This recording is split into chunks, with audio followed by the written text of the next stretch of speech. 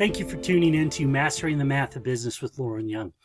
Today we're going to be talking about sales processes. And I know that for some of you, the word process is really disturbing. In fact, earlier in my career, during my corporate years, I was often referred to as a process outlaw because I was really good at working around processes.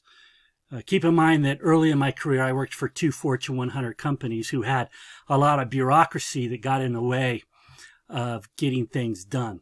And so I was often referred to by the bureaucrats as a process outlaw. But in transitioning to being a small business owner and then ultimately working with a number of small business owners, I have come to appreciate that process actually does have its benefits. And having a process that's documented so that others can follow it, it makes life easier for the owner, for their management team, and ultimately for their employees and customers, because there's more predictability in what's happening and what's going to happen next than when people are winging it and making it up as they go. So within sales process, typically there are 8 phases. And you can see these phases outlined here on this opening visual. The most important phase is really the discovery phase. This is the phase where you're getting to know what their need is, what the customer needs, what is it they want, what is it they're looking for. In other words, what problem are they trying to solve? That's in the discovery phase. Yes, you got to be able to build rapport. But discovery is important. Qualification is important. A lot of small businesses skip this step. In fact, in this scenario we lay out today, you're going to see just how important qualification is. You can waste a lot of money by skipping over the qualification step in a sales process. Then ultimately what you're working towards is a commitment, and that commitment is reflected in them choosing to buy. The thing to think about is this is another one of those black or white things. You either have a sales process or you don't. And if you have a documented sales process, you're likely to generate higher sales. If you don't, then people that fit into a narrow view of things are likely to move from awareness to purchase, whereas anybody that's outside of this space will fall away. And that's how come small businesses with limited resources and no sales process are always struggling and fighting to realize their sales goals.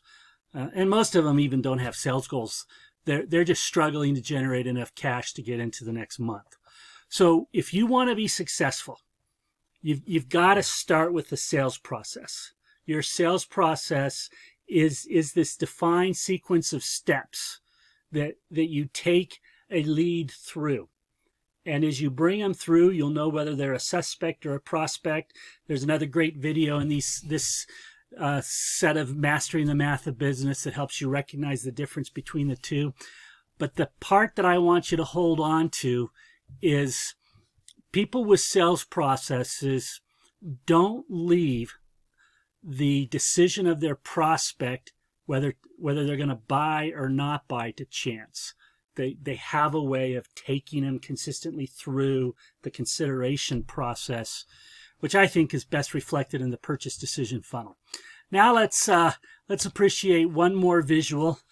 This is the purchase decision funnel, and it's laid up against separating yourself between a prospect and a suspect. Remember, suspects never buy, whereas prospects may not buy. And if they're a good prospect and the timing's not right, they may buy later. So that's where you want to consider a lead cultivation process. But prospects who are taken through this process, your sales process, are more likely to become customers. And that's the goal, isn't it? It's to generate sales that you can earn a profit off of. Now let's look at a scenario. We've got business A and business B. They both want to increase new sales by $5 million. And these aren't small sales. Their average transaction value is $50,000. So that means they only need 100 new customers to realize their 5 million in new sales goal. The difference is business A doesn't know how to differentiate between prospects and suspects, nor do they consistently take people through a repeatable sales process because they don't have one. And as you can tell, they're going to spend a chunk of money trying to acquire these customers through the chance they'll become one method. Whereas one who has a sales process will lower their customer acquisition costs, and the better they get at recognizing their customer and what their buying triggers are, the lower their customer acquisition costs become. So let's look at the math. Again, not a lot of math inputs needed here. You need to know what the new sales goal is, and you need to know what your average transaction cost is. But you also need to know a couple additional things. You need to know what your average transaction value is, your impression conversion rate, your prospect conversion rate. You need to know how people move and what your conversion rates are as they move through your sales process.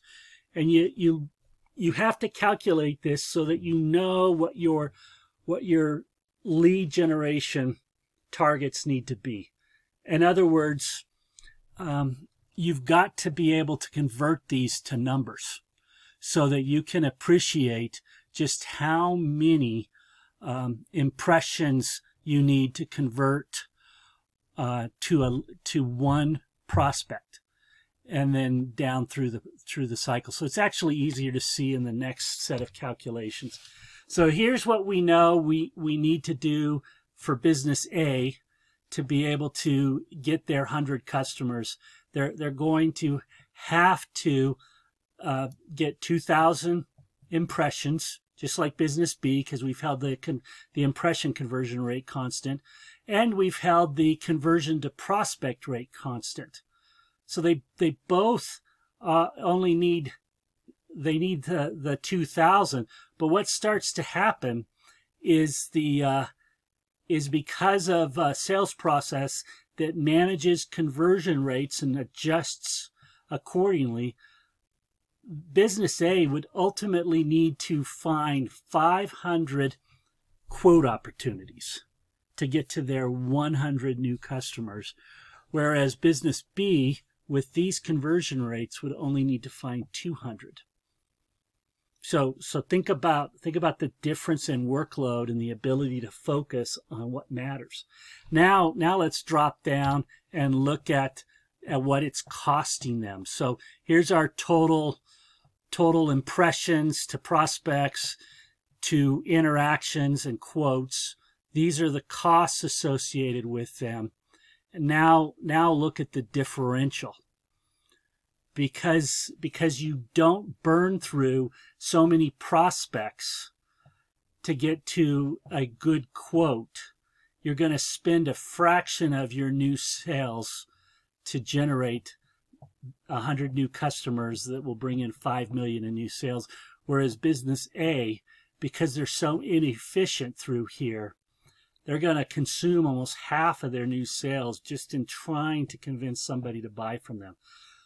So the message with this video is really tied to the fact that you got to ask yourself, am I satisfied with my new sales volume, yes or no? And if the answer is yes, great. Congratulations, because most people aren't. If the answer is no, the odds are high that you don't have a sales process that you're managing and taking your leads through. Fix that, and you can find yourself with a better conversion rate as you try to move people from awareness into a paying customer. If you go to business-CPR/MS24.1, that's MS24.1, you can download a tool. It's basically a jumpstart sales phase tool for you to be able to document your sales process. Do this and you will improve your prospect's purchase decision journey and position you to earn higher sales by just taking some time to document your sales process. As with all videos, I do invite you to think about a couple of things as I make the request for interaction through your comments, questions, and suggestions, as well as I ask for both likes to this video as well as subscriptions. But as I end this video, there's two words that have just been pressing on my mind.